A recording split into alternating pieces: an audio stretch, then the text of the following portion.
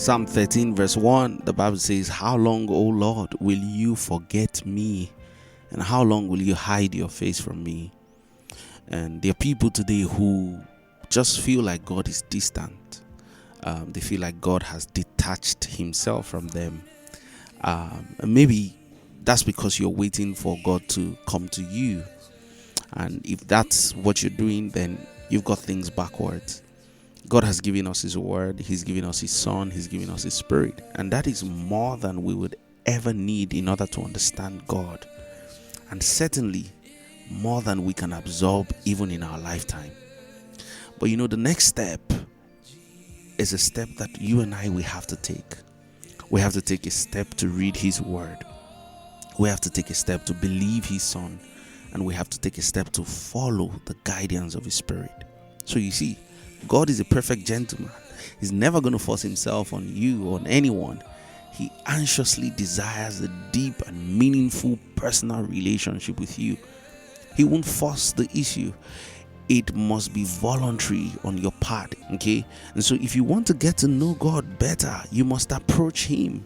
When Jesus thought about this principle, he presented the relationship as an invitation. He says, "Look, here I stand at the door of your heart and I knock. If you hear me calling and open the door, I will come in and I'll share a meal with you as friends." Okay, so God makes himself available, but you must respond to his invitation. Take him at his word. Go to him. Open the door of your heart to him.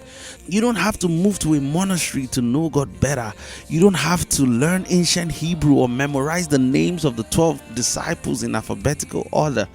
All it takes is time and attention, reading his word and talking to him, and start with a few minutes each day and grow from there. You don't have to call to schedule an appointment. He already has extended the invitation and is waiting for you to respond. So maybe we need to break this down into some small stuff. Think about this. There's a direct relationship between the desire to know God and the struggle that follows. Never be ashamed of your faith. Feeling good about God does not bring you closer to him. God's anger lasts only for a moment, but his favor lasts for a lifetime. You're responsible for the depth of your spiritual understanding, and God is responsible for the breadth of your ministry. And seek to know God, and faith will follow. To love God is to obey God.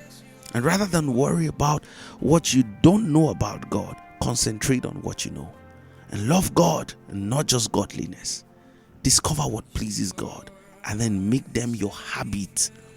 Exposing yourself to God's truth is risky, but it's a risk that is worth taking because it will pay off eventually. The highest learning is to know God, and from that knowledge comes the capacity to love him.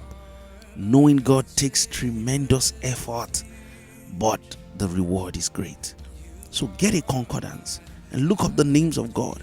Get a concordance and study Bible and study the names of Jesus, and you begin to seek God for who he is.